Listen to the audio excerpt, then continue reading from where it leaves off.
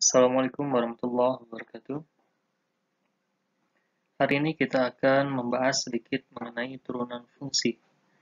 Nah, apa sih pertama definisi dari turunan fungsi itu? Secara definisi, turunan fungsi itu dituliskan dengan f aksen x, f aksen x, atau diferensial d dari fungsi fx dibagi dx. Jadi artinya kita menurunkan nilai atau menurunkan fungsi yang mengandung unsur x dari fungsi fx itu. Nah, atau sama saja dengan apa? Limit. Ternyata dengan limit h menuju 0 dari fungsi fx plus h dikurangi fx dibagi h. Nah, kemudian jika kita gambarkan secara grafis,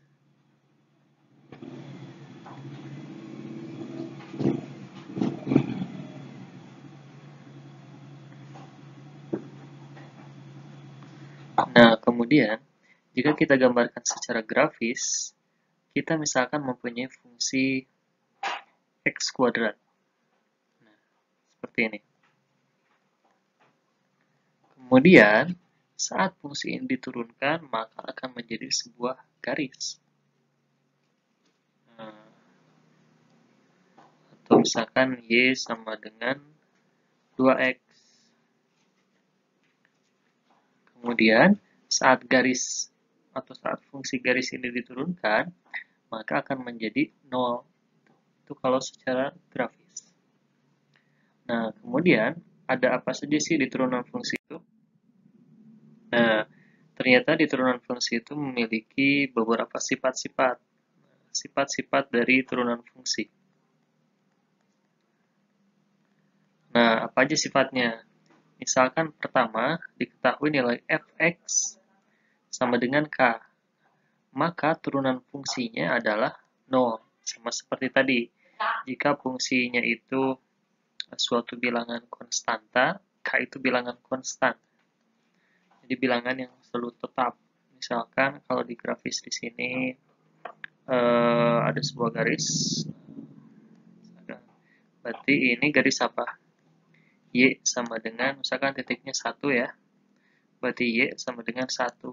Saat garis ini diturunkan, maka akan menjadi 0 menurut definisi tadi. Nah, kita akan coba membuktikan bagaimana pembuktian dari sifat ini. Nah, pertama, secara definisi kan fungsi atau turunan fungsi itu sama saja dengan limit fx plus h dikurangi fx dibagi h. Nah, kemudian kita tinjau di sini fx plus h. Artinya di dalam fungsi itu yang mengandung unsur x kita rubah menjadi x plus h. Tetapi di fungsi fx ini apakah ada unsur yang mengandung variabel x? Tidak ada ya. Nah, berarti kita cukup menuliskan k saja. Kemudian, oke, masih ada limitnya ya, sorry. Limit h menuju 0. Berarti kita tuliskan k saja dikurangi fungsi fx-nya. Fungsi fx-nya apa? K. Nah, per h. Jika kita lanjutkan kembali, tulis kembali lagi limitnya. Ketika k dikurangi k menjadi apa? 0. 0 per h. Ketika 0 dibagi oleh bilangan berapapun, hasilnya berapa? 0. Nah, limit h menuju 0. Adakah nilai h di sini untuk kita substitusikan nilai h-nya? Tidak ada ya. Berarti kalau tidak ada, berarti limit h menuju 0 itu menurut sifat limit juga itu 0. Jadi jawabannya terbukti ya. Jika diketahui fungsi fx sama dengan k, maka f aksen x sama dengan 0. Nah, contohnya apa? Ya seperti ini sih. Kalau y sama dengan 1, misalkan fungsinya fx sama dengan 2, berarti turunannya f aksen x-nya biar 0. So simple. Nah, kita lanjut ke sifat yang kedua dari limit. Nah, diketahui sifat kedua dari limit itu yaitu jika fx sama dengan x, maka f aksen x sama dengan 1. Nah, kita akan coba buktikan menggunakan definisi limit. Nah, misalkan limit H menuju 0, berarti ya. Kalau secara definisi dari f aksen itu, nah, f x plus H dikurangi fx per H. Secara definisi, jika kita meninjau fungsi fx-nya sama dengan x, berarti kita ubah nilai x ini menjadi apa? X plus H. Sehingga menjadi limit H menuju 0 dari X plus H dikurangi apa? Dikurangi Fx. Nilai Fx-nya apa? X. Dibagi H. Oke. Jadi kita tulis lagi.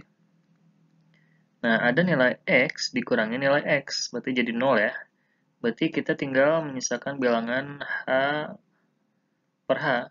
Berarti H per H menjadi berapa? 1 ya. Nah, berarti limit H menuju 0 dari sebuah nilai bilangan 1 itu menurut sifat limit berapa? 1 ya. Nah, sehingga kita tahu nih bahwa turunan fungsi dari fx sama dengan x itu sama dengan 1. Gitu ya. Kenapa? Karena di depan fungsi x ini sebenarnya kan ada angka 1 atau 1 dikalikan x. Gimana kalau fungsinya misalkan 2x? Fx sama dengan 2x. Berarti, jika kita meninjau di sini, jika kita meninjau sifat yang awal, yang ini, nah, kita juga tinggal substitusikan sama untuk pembuktiannya. Berarti, si 2x ini ubah menjadi 2x plus H. Menjadi 2 dikalikan x plus H, dikurangi apa? 2x dibagi H. Nah, maka nilai limit H menuju 0. Nah, 2 kali x ini bisa kita langsung substitusikan, atau kita kalikan, menjadi 2x plus 2 kali H, 2H dikurangi 2x dibagi H. Nah, 2x, 2x habis ya. Jadi 0, sehingga limitnya H menuju 0, 2H per H. Oke, hanya bisa kita coret. Jadi limit H menuju 0 dari 2. Nah, maka bilangannya berapa? 2. Nah, jadi bisa kita simpulkan sebenarnya untuk fungsi yang linear atau fungsi fx sama dengan ax plus b. Nah, ini bisa kita ambil nilai a-nya aja. Nah, jadi untuk turunannya, f aksen x-nya itu bisa kita ambil a-nya saja, gitu kan. Boleh kita cara gampangnya seperti itu.